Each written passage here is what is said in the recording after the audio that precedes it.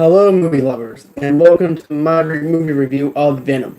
Now, what I have to say is this. Starting out and everything with this whole entire movie, whenever I went to see this movie, I had zero expectations. I didn't know what I was walking into. I didn't know what was going to happen. I was kind of taken back a little bit with the PG-13 rating, and then after that, I went on ahead and stopped and analyzed everything and was like, okay, this is what they're giving us. I'm going to go on ahead and take it for what it is. So with that being said, when we're introduced to Eddie Brock and everything else, they actually sell you the first couple of minutes with Eddie Brock, a way he actually does everything with the broadcasting, with him being a newscaster and everything else, and you're actually sold on that. Then they actually give you the relationship between him and his girlfriend, and you're sold on that as well. This movie has a while for it to actually take place, for it to actually get up and going. But then again, it's also an origin story, so therefore that's why those elements are in there, so that way we can actually be invested in on those characters. At least that's how I feel anyways. But to me, this is actually a step forward for Sony, in my honest opinion, because of the fact that we have all the character built up. We have the plot line going on. We have everything that we want with what we want. Now, there is a few things. This movie is not perfect. This movie has a lot of flaws, a lot of everything else in it that might set some audiences back a little bit, but for me, honestly, I enjoyed Venom for what it is. It's not going to be in your top 5 movies or anything like that, or top 10 movies of favorite comic book movies, but Venom is actually very enjoyable. I really enjoyed Venom for what it is and what it was. And for that thing too, I have to say is the relationship between Eddie and Venom is very spot on. You actually can relate to them in some sort of way as well. And the humor in this movie is not forced. It's actually pretty well put together as far as that goes. But you can actually tell some of it might be a little choppy. But behind all the choppiness on some of it, you actually got a pretty good movie, in my honest opinion. Then again, this is just my opinion.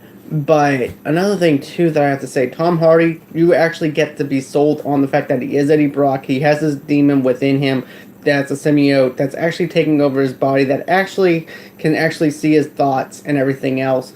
And you actually get sold on that. And then there's also the relationship between Venom that you actually get sold on. And then, as far as the person that's trying to take over this whole the thing that Eddie is actually trying to investigate, to me personally, I didn't really care for his development that much. I like the dude as an actor, but as far as the villain goes, he wasn't. He was very one-dimensional for another thing, and that's not completely not the actor's fault at all. It's the script and the way it was handled, in my honest opinion. And I feel like too they could have done a little bit better job with getting the plot and the motivation going for him, other than the fact that he wants to put people in outer space so that way they can have a better life out in space rather than here on Earth. To me, and the only way to survive is to actually have a symbiote attached to you. But you also have to, the symbiote actually has to take place and actually want to be with you. And other than that, it rejects you and then it kills you. But what else I have to say is this: the humor is good. You're sold on the whole entire relationship with Venom. You're also sold on the relationship between him and his girlfriend. That's also another plus. Another thing too is I love the fact that this movie doesn't try and convolute everything else.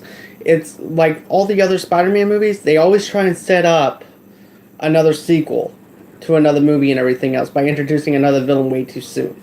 With this, they focus on Venom, they focus on everything that they need to focus on, and they actually, that's a huge step for Sony in my honest opinion. Then another thing I have to go on ahead and say is this: the like I said, the humor in it, the jokes in it is hits and everything. The motivation with the villain, not so much, but still, the effects itself was good. There was nothing really, there wasn't, in my opinion, that bad of editing. So with that being said, I enjoyed Venom for what it was. And yes, it's not going to be in your top 5 movies of all time or comic book movies of all time, but it's still an enjoyable movie. It's a good movie. Not a great movie, which is what I really wanted, but it's still a good movie, especially with them without introducing Spider-Man into this whole entire universe. They actually knocked that out of the park.